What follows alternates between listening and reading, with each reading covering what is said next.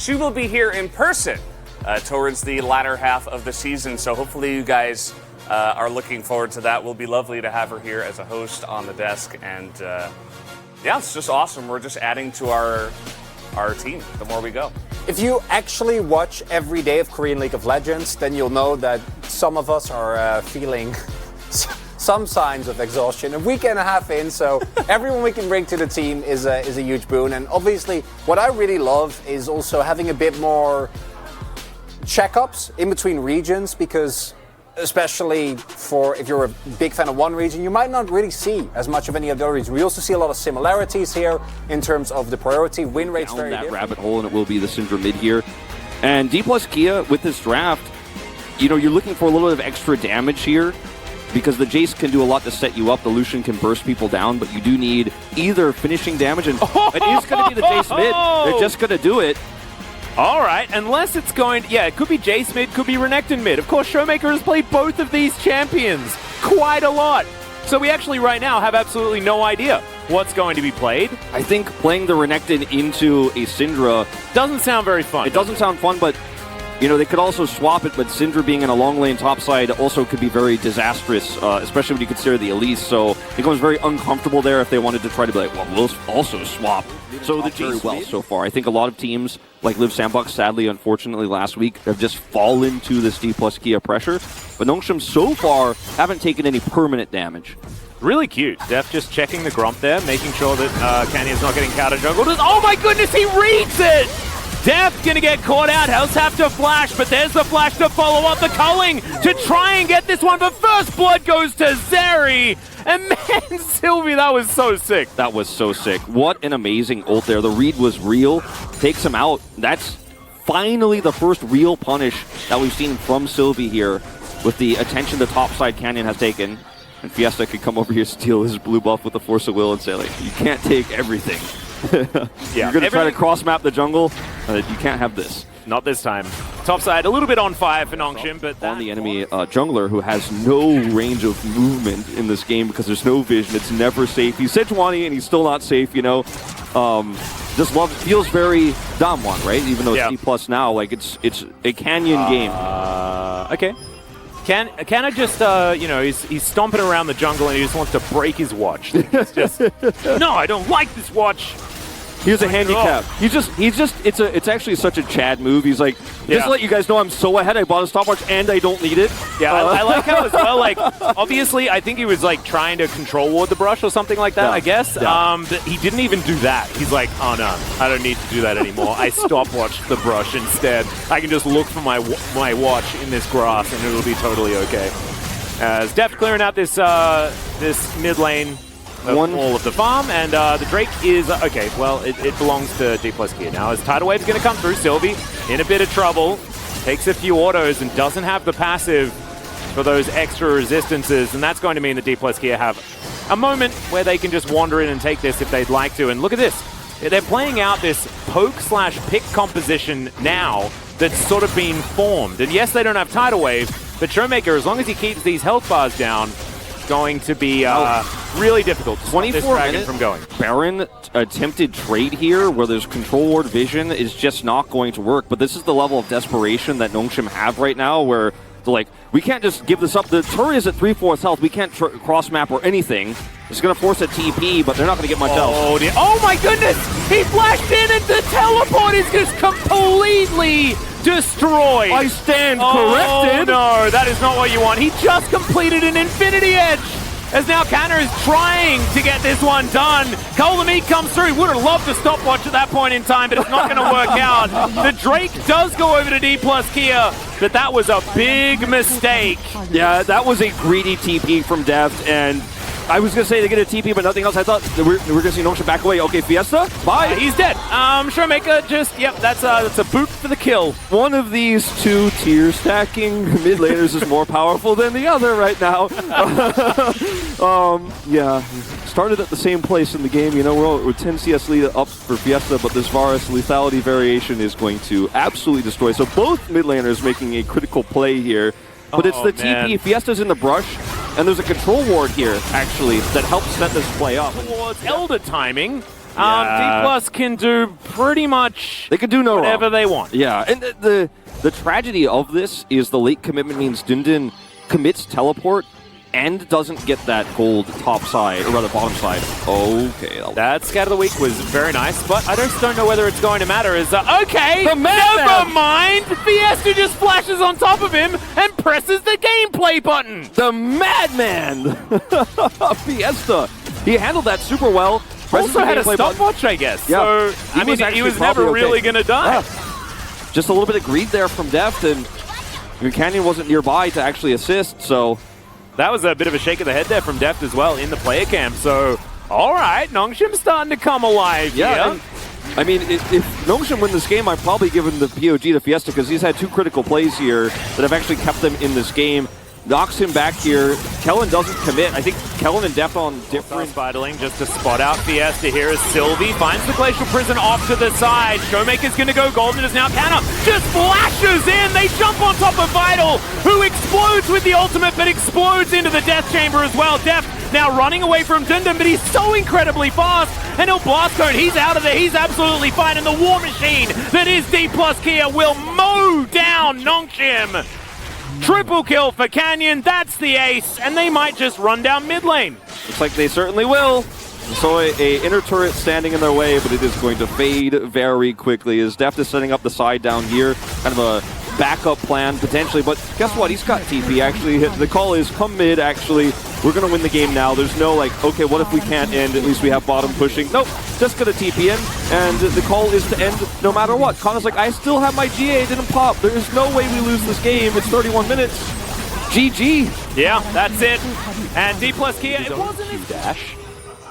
As Showmaker now could be in trouble. Fiesta coming on in. We'll need to get a few of these auto attacks down as the minions do some work, but not enough. And Fiesta gets a solo kill first blood On Showmaker. in mid lane. On Showmaker. This is a huge turnaround for this player. This is the type of thing I'm talking about. You get those 2 kills on Deft, you're feeling yourself a little bit because you had a very rough week 1. You were criticizing your play significantly. Look at that smirk on his face. Like you see Oh, that? Like, yeah. and you know, I just solo killed Showmaker. You know, you're doing it into the matchup of Silas as well. A very risky matchup to make a play like that with all the minions. He does it just the same. Oh, Canna almost took 2 turret shots there as we are going to have a look at this replay once again. Yeah, we don't respect top lane trades. We talk about this replay here. Emperor's Divide is going to push Shelly back. Okay, let's see whether Fiesta can actually stop this charge from happening. There we go. There's the cease and desist. Emperor's Divide coming through from Showmaker, though, means that Sylvie takes so much damage. However, it's Canyon that goes down. And yes, they get the charge, but none of the money goes to Showmaker, and they'll pick up a kill. So nice work for Nongshim. This is actually a huge turnaround for Nongshim here. This was beautifully played, and the boldness at which they actually send the Zeri mid to shut down a Herald play is so rare, actually, in pro play. We just don't normally see this. Not sure what happened to Kana here topside either, but he's having a tough time for just a second here. Gets flashed on by Dundun, I guess. Yeah. We're going to have a look at this one more time. This is just really unfortunate. You see the lack of vision here. The vision toggle, of course, Nongshim's. They have no idea he passed the bottom side there. The 2 wards in the river do not see him, and they get punished. Yeah, Fiesta just uses his ult here early, and Showmaker doesn't instantly steal and actually take the same. He steals and then waits here because he realizes, uh-oh, we're actually getting collapsed on. And this looked like it was going to be a disaster for Sylvie because of his ultimate pulling so close to turret. But even though the Emperor's Divide locks him down physically, he doesn't get hit by it, so actually gets out. Peter just having a really nice time. He said denied the head bump. Nice. Yeah. Was pretty well played. Yeah, really cute stuff. And Dundun might be in a little bit of trouble here. But he's close enough to his turret that he should be okay. Currently down a couple of waves, which is certainly not good news, especially when it's a Fiora getting a free lane. Like, sometimes you talk about, you know, oh, wow, he's only up by... The ult's going to be stolen there to create as much space as possible. Dundun trying to fight it out, but he's just not going to be able to do it here. 1v1 with the Lucian might actually be successful. He flashes, and there's the culling just to confirm it, but Dundun made it a little bit closer than it would have otherwise been. Nongshim, on the other side of the map, will be able to push down this outer turret in the bottom lane. So there's at least that for the squad as they set up for a potential Drake, their second of the game. Yeah, it's not, no summoners blown for death in this fight. Like, doesn't lose his flash or anything like that. So could have been worse. You know, he handled it very calmly, still gets the kill there despite Din making it tougher. But it could be worse. But yeah, you feel good about getting a little bit of split turret gold on your Zeri, but... He does manage to dash, so doesn't get caught by the Emperor's Divide as Canna looking for that flank angle. He's dashing towards the Nexus and they have to stop him because he can just win the game by himself. Showmaker gonna go golden. Emperor's Divide doesn't find the value that they're looking for here. As Def, I don't know what that was, but the game's over and D plus Kia win. Another 2-0 here for D plus Kia. We saw in game one a nice flex draft where they were able to put the Jace mid to great success, one of Showmaker's old favorites. They won't let him play the Kassadin that he loves to play so much, but he could play the Jace in this series, and I think Nongshim got a little bit of redemption in this. No, I agree. Especially Fiesta, right? Fiesta had some nice moments. Hey, and there you go. That's nice. You're close. Media.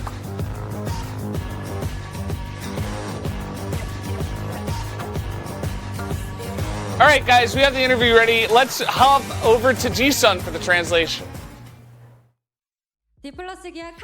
Thank you very much, guys. This is Jisun for the POG interview translation, joined by the D plus Kia POGs, Kana and Def, the newcomers of 2023. Kana, this is your first POG of the split, and you beat your former team. How do you feel? We played 3 matches so far, and it was all 2-0 wins. So I'm so happy about All right. Well, already Lehens is flashing. What the heck is going on? Kane's diving into everyone, and they're all grouped up. Kane's almost dead, but he survives. Okay. All right. Well, that's an early game that could have happened. Well, there's no heal on Varus anymore. They're going to delay the back. Oh, God, the value. That was a huge monster Q. All right. Are they going to go for more? Yeah, I mean, BDD can just do it again. Yeah, actually, regular Q, he didn't mantra that one. I don't believe that first one. But anyway. No, he did. He did? Okay. He just got it back again. Yeah. That threw me for a loop for a second there. Going back to your question earlier. Those Envy gonna get locked down. Another turret shot would have done it, but it's not going to happen. One more auto from Amy. He doesn't get there. Now the autos from Kaela are coming in. Willa wants to try and find it. The volatile Spiderling, it picks it up. Lehens tried to flash in front, but the AoE, it was big enough. That was big enough. Lehens actually with a really heroic defense there. Attempt, of course, unsuccessful. But man, that was so well baited, I think, for Liv Sandbox. You see the opportunity there. You have your, faster rotating jungler coming down. You have control vision in the river, so you know, okay, this is not a 3v3. We can force this hard, and then as KT turn, the Spiderlings show up, and Elise comes over there and helps pick up the kill. 2 kills early here for Willer. And KT will grab this Herald. Very difficult to find a good lane to put this in, though, with the Karma mid. Your Cassante lane. Point blank like that. Is Kane having to dash about 1 trillion times to get out of the way of Birdall here, who's just chasing after him. All right, let's see whether this is going to work out as the all-in does come forward. Birdall's in trouble. One more, but it's not enough, and Birdall turns it around. You know what's so interesting about this series in particular is it all goes back to... Okay, hold on. I don't want to get on. Oh dear, he's dead. All right. And Birdall immediately hands off keyboard. I think he got a little bit frightened, and I think a lot of us would have as well if a monkey just came out of nowhere. The cyclone from nowhere. But when everything we had a big overreaction, I think, after Liv Sandbox got utterly destroyed by D plus Kia, right? Like, completely dismantled. All out as Birdall's gonna get pushed back under the turret. Now Kane is looking for the second one. Will is like, what the heck? What am I supposed to do? The arrow sails by magnificently, and now Kyle is gonna find Kane. I thought maybe it'd be the moment, but with the ghost, he gets out. Oh ho ho! That was that 2018 Kane we were talking there about. You go. You gotta be so careful about pushing around the edge of turrets like this, and when Keen has his ultimate and 2 items, you're gonna, I believe he had that Sunfire in that last fight, but 2 items, and he will actually go all out on you and kill you. So, I like that. Very the name. Yeah, very big overextension, let's say, there from Birdall, and he has the Ash Arrow to back him up in the side lane, so I guess in that case he felt like, okay, I should be okay here kind of no matter what. He's Meganar, but you end up getting this close and he misses Q3, and Keen is looking for follow-up because he knows Willer's coming down. If the Ash Arrow connects and he has a better setup here, it's an amazing time, and like Birdall's decision kind of makes sense, but He gets pulled into the turret, the all-out comes through, the Q3 knocks him back. Arrow misses here, but he's still able to escape with the Ashe slows. Yeah, it was really nicely done from Keen. And if Kyle wasn't there, then Willow was definitely dead. I think that was almost guaranteed. But this also means that Keen's going to have a little bit more of the, the feeling of happiness in this side lane. Might be able to go more aggressive onto Bertol in the future as well. So the Cassante could become a problem. Although he's not going to kill anyone very quickly, he may still be able to win out in that 1v1. As that's a nice little Captain Jack there from aiming. That will absorb the arrow. Really nicely played. I like your pessimistic optimism about the scenario. You're like, yeah, maybe he will do damage slowly eventually. It still seems pretty doomed, but like that was a kill that happened and they picked up money. But maybe it is. You saw it through me, Wolf! Oh no! Yeah. Cosmic Drive for the Karma. That's an item. That's damage, and he's going for... I like this call from Liv Sandbox, actually, to just say, not push mid, but you need to actually get value mid. They're collapsing late. Oh, Willa, he just walked in and steals it. That's the soul, but he's going to have to give up his life for it. We'll see whether that's going to be worthwhile, as Depth Charge did stop Bertol from offering any sort of support. Because, man, he's got to find that smite button. Yeah. It's been a rough one so far here today, especially after what we saw from Cuz in the Deft versus Faker. What's so weird about this, too, and what's so tragic about it is Liv Sandbox pushed mid and got that inner turret, and then they were like, should we go back? Should we... Bertol, careful. Well, Dredgeline going to come through here. Concussive Blows is actually a Braum ability. Not, in fact, Nautilus, but he's going to stun him up with his passive. I mean, they were concussive blows. The ability is not called that, but I mean, that's what they somewhat pushes Lahens right on in there, cuz Cyclone now on cooldown. Dredgeline goes wide. It's a bit of a disaster as the arrow connects onto Lahens, but he stays alive. Closer now, Golden, and once again punished. Oh my goodness, Keen's going to find Willa, and he's having a field day. This Cassante is having the best time ever. As KT, they'll move back to the Elder, and there is no Azir to help in these team fights. This Elder is, recent. Oh, don't do it again, KT. I think they're going to try to, and this could come back. Now, Bertol is losing his Narbar. This is very difficult for Liv Sandbox to win. All right, KT, please turn. Please turn, please. They're going to turn. All right, well, they're back on. Willa's not dead. Willa, he's still in that brush. As you can see, so much damage for this Cassante, and I didn't know that I was going to say that. As Willa does show himself, they know that he's right over. Another arrow comes in. Chains of Corruption are going to connect as Lahens getting taken down very, very low. Willa gets on in there, and they need to say stolen again! Are you kidding me, KT? Why? Why? How did this happen again? Repel! He does it out of Repel! You can just hold the damage! He can't do anything while he's in Repel! How did that happen? Triple! I'm baffled. I'm completely baffled, Wolf. It's Emperor's Divide. Aiming does have a stopwatch, but guys, he's dead. How did KT win a game that they couldn't win and then lose it? How did they do that? How did it happen? Oh man, I mean, that should never have occurred. Willer out of Repel gets the steal, and it's a wipe, and I'm speechless. Yeah, I don't know. Hey, what do we say? 3-4 and 2 Elise is getting the POG vote. That's all I can say, Atlas. Yeah. This game is not a happy one for either side. Well, Lahens is going to get some knockups. There you go. This was... Oh dear. Nobody walks out of game one happy. Nope. Nobody walks out of game one happy, Atlas. Not a single player.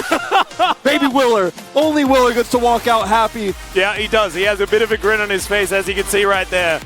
Oh my goodness. That was the most KT game I think we have ever commentated. I think so. I think so. How do you force the Karma Flex to mid? You pick the Knowledge. I don't even think the draft matters anymore. After all of those, the wacky, like, these smite decisions. We gotta go this like super slow-mo, okay? Look, Willer's going to repel, and at that moment, they should be able to hold the damage because they win this fight no matter what. But they still focus this down. Like during the repel. Yeah, he gets in. He gets in. 1500. Not. Oh wow, that was a beautiful smite from Willa. Just beautiful. The Nah also absolutely gorgeous. Yeah, like a twig. He took them, goes in hard,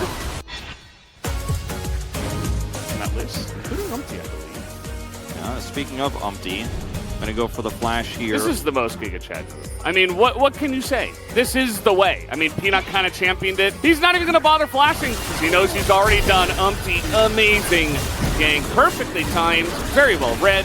Right when the lane was in a perfect spot. Nicely done by him.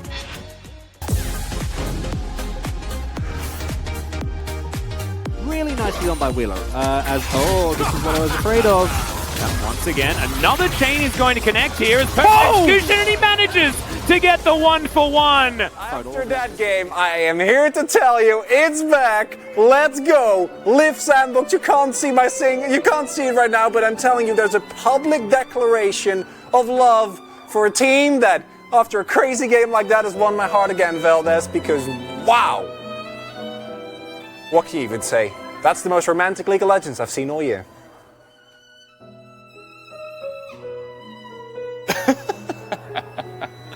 That's what I have to say about that game. You may have a different feeling, Chronicler. I'm glad you got your feelings out there. It all starts with the drafts. As you can see, the Nautilus was picked here. We all collectively agreed that was a very bad decision. As now Will is making his way in. Winter's Wrath, double value. You love to see it. Permafrost does come through now as Aiming's in trouble. Envy, the last auto is going to do it. Cleanse Flash gets himself out of there as now Lahen's trying to get more back. Envy's so incredibly low as the final spark comes in and the minions of all things are going to get the kill. I want to watch that again because I think it's possible that because of the angle of the last spark, he actually couldn't go into the brush, so the minions got a few extra autos off and killed him. So the angle is kind of catch-22. You either get hit by the Lux ultimate, so technically he didn't miss, is what you're saying? Yes, technically he zoned him into the minions. All right. As BDD's got this whole cannon wave here, and he agrees to stay for it. And he just gets punished here by Closer, who hides his positioning with the Shroud and just jumps on him, flash, Q, the end. Kind of greedy there, but you won't want to lose all those minions, obviously, and you don't have vision. KT might just give up another Drake. Well, Live Sandbox going to pull it out of the pit for the moment. I think there's going to be a team fight as Closer was spotted. All right, True Shot Barrage gets a heck of a lot of value. Everyone's just thrown away from this pit. I think Will is going to be able to lock it down. Oh, okay. Well, if Cuz can't get the smite, you rely on Lahen's to get it with the final spark. That's the way they were going to do it. Oh, KT. What Geniuses. a hero. What a hero. Because if they don't get this Drake, Live Sandbox have Soul Point early on in the game and so much more control. And KT handled that, the approach to the Drake, I don't want to say poorly necessarily, but just so slowly. They knew what they needed to do. They wanted to make sure they didn't get flanked by the Akali, but Keen isn't side laning or pushing to have a threat there. They have no vision or setup previously at all. Despite taking that turret just moments before, they don't have any pre-setup. I didn't see the money pop up over Cuz's head, but it was also slightly off screen, so perhaps I was just... That's reportable, so I hope not. Uh-oh. Oh, no. The Lulu took the money by accident. I don't think that's what this pause is about, but it would be very funny. It would definitely be. The timing is very convenient. I wonder whether it's been like a heat pack explosion situation. No. You get to explain to everyone once again. I believe that was a reason why we paused in Challenger on Monday. It is. It looks like there might be a Wheeler issue. And we'll get the update to you guys very shortly here. Okay.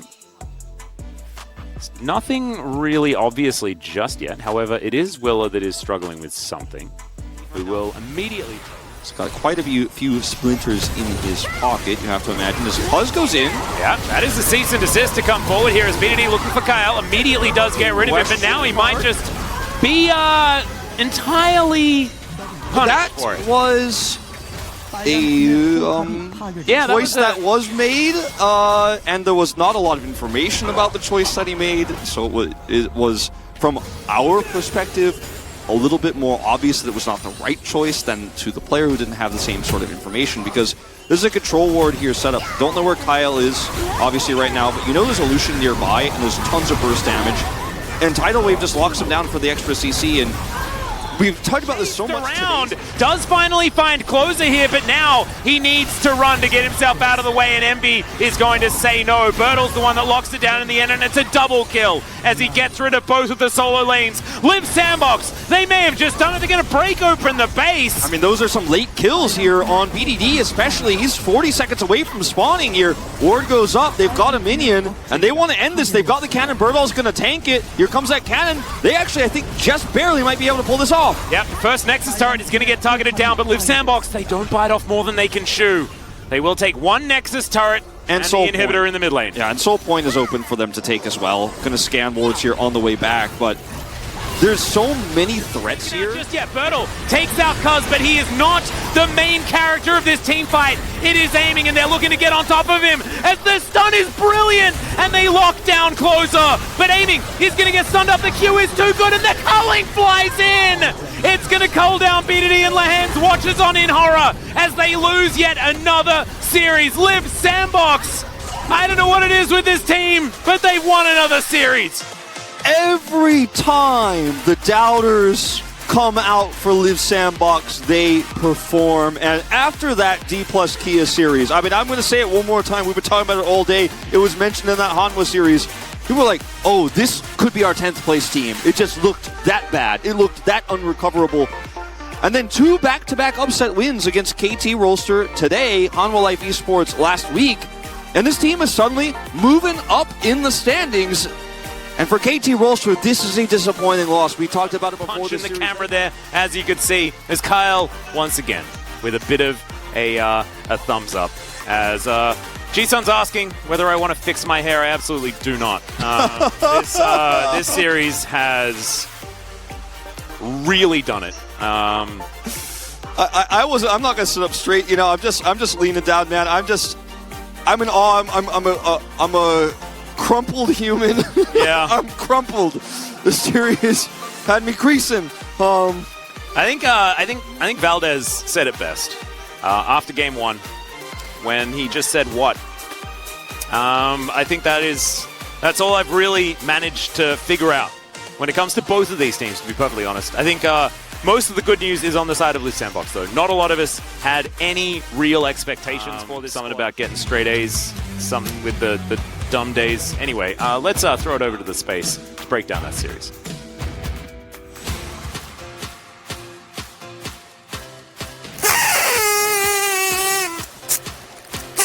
Lushinami Zeri Lulu. Lushinami Zeri Yumi. Lushinami Zeri. Fellas, are you okay? Fellas, Yeah. calm here, but it's over. The game's done. You can calm down. Is it over? Put your jacket back on. Okay. Fix your hair. Is it okay? Everything's okay. I'll take over for a little bit. You can take a moment. Draft. So, in the draft, we have Lushinami versus Zeri Lulu, and guess what? Lushinami won. And as it turns out, Envy and Cal weren't bad at all. All they did was look in the wrong champions in Champ Select. Wait, Chronicler, did the Lucian win again? Yeah. Oh. Okay. Well, at least.